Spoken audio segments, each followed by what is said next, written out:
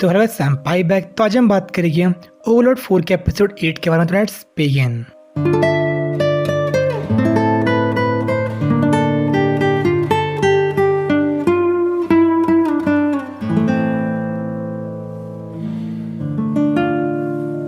तो इस एपिसोड की स्टार्टिंग होती है रियस्टीज किंगडम से, जहाँ पे प्रिंस ज़ेनेक और प्रिंस रन की बात से हमें पता चलता है कि जेल्डेबॉट ने अटैक किया था थियोक्रेसी के ऊपर और उन्हें मदद मांगी थी सॉर्सर किंगडम से, कि जो रियस्टीज किंगडम था उनकी मदद से इनकार कर दिया था। तो सॉर्सर किंगडम ने जेल्डेबॉट को आराम से हरा लिया था और यहाँ तक कि वो उनको सप्लाईज भी भेज रहे थे रिलीफ के लिए, और जो चीज़ थी ये किंगडम के रास्ते जा रही थी। तो जो रेपुटेशन थी सॉर्सर किंग की वो बहुत ज़्यादा बढ़ गई थी और यहाँ तक कि सॉर्सर किंगडम था वो रियस्टीज किंगडम को भी अपनी सप्लाईज बेच रहा था। लेकिन जो जनक था उसकी चीज़ ऐसा लग रहा था कि कोई प्लॉट था सॉर्सर किंगडम का। तो उसे राइनर कहती है ज़्यादा चिंता ना करने के लिए, या फिर वो जो वेस्ट स्टेट बन सकते हैं सॉर्सर किंगडम की, जैसे वो बना था भारत एम्पायर। लेकिन जो भारत एम्पायर था वहाँ की पावर सेंट्रल थी, और लेकिन जो रियस्टीज किंगडम है वहाँ पूरी पावर फैली नोबल्स के बीच में, और ये चीज़ वो प्रपोज करेगी तो वहाँ पे जो नोबल्स हो गए वो कन्विंस नहीं हो गए और उल्टा वहाँ पे सिविल वॉर स्टार्ट हो सकती है। और जनक सोचता है अगर मार्कस रेवन वापस आते हैं तो जितने भी फैक्शंस थे वो सब वापस इकट्ठे हो सकते हैं। जो मार्कस रेवन थे उनके हर फैक्शन के साथ रिलेशन अच्छे थे, तो जितने भी नोबल्स थे सबको यूनाइट कर सकते हैं। लेकिन जो रैनर थी वो उसके दिमाग की बात पढ़ लेती है और उसे बताती है कि जो पिछली वॉर हुई थी उसमें उसकी विल ट्विटर से टूट गई थी, तो इसलिए वापस नहीं आने वाला। और पूछती है जनक से कि वो कब किंग बनेगा, और जब वो किंग बनेगा उसे अपना प्रॉमिस फुलफिल करना पड़ेगा जो उसने एपिसोड 6 में किया था। तो उसे श्योर करता है कि जब राइट टाइम होगा, मतलब जब वो किंग बनेगा तो उसकी रिक्वेस्ट को फुलफिल कर देगा। उसके बाद देखते हैं फिलिप को, जो मिलता है बैरन डिल्यूई और बैरन रहन रेल से। तो फिलिप बहुत ज़्यादा कंप्लेन कर रहा था कि क्या जितने भी उसके आसपास लोग हैं सारे यूजलेस हैं और वो से ड्रैग डाउन कर रहे हैं, और जो टेरिटरी में कॉमनर्स थे वो भी इसकी बात नहीं मानते हैं। वो जिनकी टेरिटरी थी बहुत ज़्यादा प्रॉस्पर कर सकती थी। तो और जो डेल्वी और रहन थे उनकी भी सेम प्रॉब्लम थी, बट वो जेलस थे फिलिप से। और उसके पास एक पावरफुल बैकर था जो टैलेंट को सपोर्ट करती थी, और वो थी हिल्मा। और जो हिल्मा थी उस तरह से प्रिपेयर की थी फैक्शन नोबल्स की, और यहाँ तक कि वो कॉन्टैक्ट में था एल्बिडो की जो कि प्राइम मिनिस्टर थी सॉर्सर किंगडम की, और वो इसीलिए उससे मिलने आए थे ताकि वो बात कर सके सॉर्सर किंगडम की अपने प्रॉब्लम के बारे में। तो उनकी प्रॉब्लम ये थी कि सॉर्सर किंगडम बहुत ज़्यादा फूड प्रोडक्ट बना रहा था अपने एंड्रॉइड को यूज़ करके, और लीव दे रहा था थियोक्रेसी को, और साथ में जो चीज़ें थी वो बेच रहे थे रियस्टीज किंगडम के अंदर, जिससे जो उनके प्राइजेस थे अपने टेरिटरीज के वो बहुत ज़्यादा कम हो रहे थे, और जो उनकी इनकम थी फूड क्रॉप से बहुत ज़्यादा रिड्यूस हो रही थी, जिसकी वजह से जो उनका पूरा बजट था वो हिल रहा था। तो वो चाहते बात करें सॉर्सर किंगडम से इस चीज़ के बारे में, लेकिन जो फिलिप था उससे कि अपना वियर्ड आइडिया आता और जो उन दोनों को शामिल करता अपने प्लान में, ताकि वो इफेक्ट कर सके सॉर्सर किंगडम को, और साथ में जो अपने टेरिटरी तो अपने किंगडम के लिए वो पैसे इकट्ठे कर सके। तो उसके बाद जो एल्बिडो को दिखाती है हमें जो चेक करते डॉक्यूमेंट्स, और बहुत खुश थी कि जितने भी टेरिटरीज थी उन्हें कॉन्ट करते बड़े आराम से। लेकिन तभी एक रिपोर्ट आती है जिसमें थी प्रॉब्लम कि जो फूड दे रहे थे थियोक्रेसी को उसमें कुछ दिक्कत आ गई थी। तो ई रेंटल में जो आइंस था वो घूम रहा था मोमोन के साथ, जो कि ऑफकोर्स पंडरा एक्टर था, ताकि जो वहाँ के लोग थे उन्हें उनका रिलेशनशिप दिख सके। और इसके बाद जो एंटोमा थी उसे नोटिफाई करती है आइंस को कि जो एल्बिडो बुला रही थी आइंस को नेजरिक में बहुत ही जल्दी। तो वहाँ पे जो एल्बिडो ने जितने फ्लोट गार्डियन थे सबको इकट्ठा कर लिया था, और उन्हें बताती है कि जो फूड ट्रांसफ़र कर रहे थे थियोक्रेसी के लिए एज अ रिलीफ वो रास्ते में चोरी कर लिया था जो ट्रांसपोर्ट कर रहे थे रियस्टीज किंगडम से। और जो कल्प्रिट था वो एक नोबल था जिसने कंपनी के साथ इस चीज़ को किया था, और जो कार्ड्स थी उसमें लिखी थी सॉर्सर किंगडम की फ्लैग्स। तो डायरेक्ट अटैक था उनके ऊपर। पहले तो लगता है आइंस को कि 8 फिंगर्स थी उन्होंने बिट्रे कर लिया है, जिसे एल्बिडो बताती है ये केस नहीं था, जो एक चीज़ थी एक फुलिश नोबल ने की थी जो यूज़ कर रहे थे उस किंगडम कंट्रोल में करने के लिए।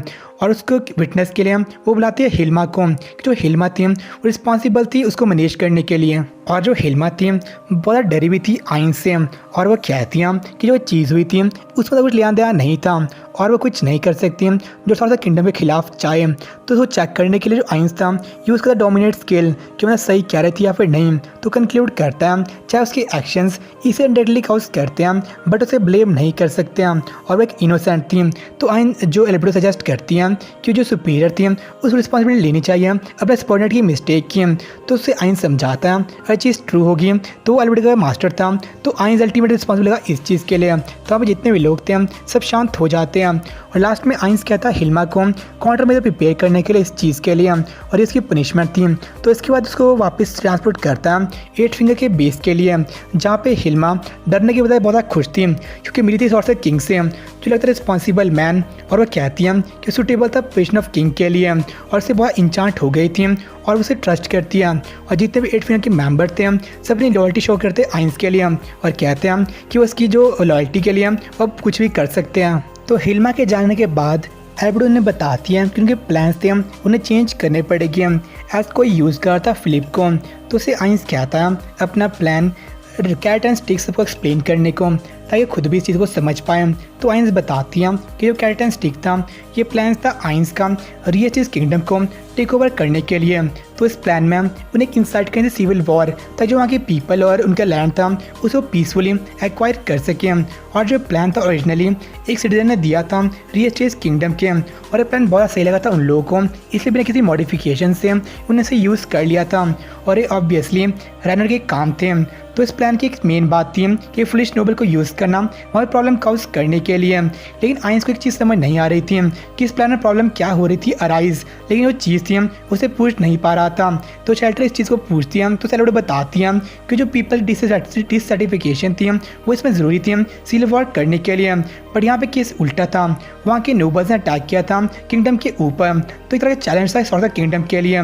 तो दैम्योर क्या था कि किसी जो स्कीमर का प्लॉट हो सकता है जो सरपास करता उनके एक्सपेक्टेशंस को, लेकिन आइंस पे डाउट कर रहा था कि कोई जीनियस ऐसे बिना अचानक कहाँ से आ सकता, और उसे लगता है चीज़ थी ये नोबल की अपनी फ्लिशनेस या फिर थॉटफुलनेस थी।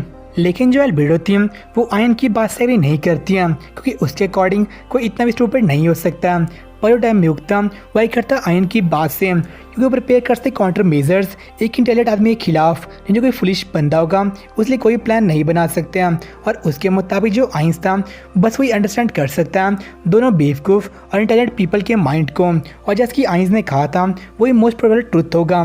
तो लेकिन जो अल्बेडो थी अभी भी डाउट कर रही थी, और जो और फ्रॉड गार्डियन थे वही करते आयन की बात से क्योंकि उनके लिए वो सबसे बड़ा ग्रेटर प्लॉटर था।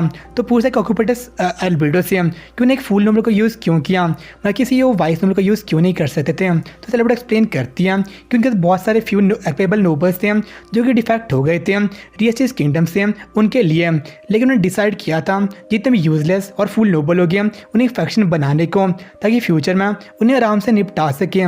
तो उसके बाद टेम्यूक पूछता उन सबको कि जो चीज़ हुई थी मैटर इसको कैसे डील करें, मैं चाहे कुछ भी हुआ हो। उन्होंने डिस्ट्रॉय किए थे कैरेजेस सॉस किंगडम के जो रिप्रेजेंट करते हैं आइंस को, और जितने भी अपने फ्लोर गार्डियंस थे सब सजेस्ट करते हैं कि इस जॉब में डायरेक्टली इन्वॉल्व थे उन सबको मारने की, और शेल्टर यहाँ तो सजेस्ट करती हैं कि पूरा किंगडम थी उसको पनिश करने के लिए। लेकिन जो अल्बेडो और दम्यूग ने बताते हैं कि आइंस ने पहले कहा था कि अगर वायलेंस से रूल करना चाहते हैं तो जितने भी किंगडम थे वो उनको रूल कर रहे होते हैं, लेकिन इससे जो किंगडम्स थे बर्बाद हो जाते हैं जो उनके नाम को ख़राब करता। लेकिन उनके पीसफुल अप्रोच के बावजूद जो उनकी पनिशमेंट थी वो लाइट नहीं हो सकती है, और इसीलिए उनके प्लान थे उन्हें रोकने पड़ेंगे या फिर बहुत बड़े चेंजेस करने पड़ेंगे।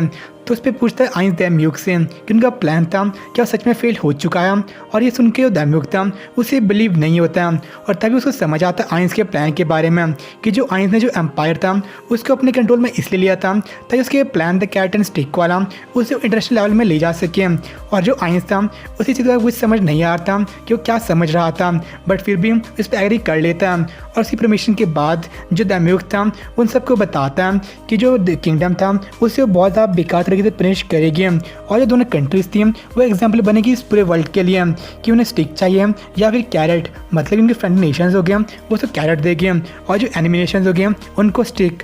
जो आइंस था वही बहुत ज़्यादा कन्फ्यूज था, और इसको देखते हम रियस्टीज किंगडम को जहाँ पे एक मीटिंग हो रही थी क्योंकि एक लेटर मिला था सॉर्ट किंगडम का जिसमें लिखा था कि सप्लाई भेजा थियोक्रेसी में उस पर अटैक किया था उनके नोबल्स ने, और इसीलिए अब वो उनको हॉस्टाइल मान रहे थे, और इस चक्कर में एक वॉर भी वो कर सकते हैं। और जो लेटर था या फिर जो एग्रीमेंट था इसमें जो मैक्सिमम किंगडम्स के सिग्नेचर या फिर सील थी, यहाँ तक कि थियोक्रेसी और फेसलेस का भी। जो फेसलेस है ये कंट्रोल करे टेम्पल्स को, उनकी पावर लगभग सेम है थ्योक्रेसी की।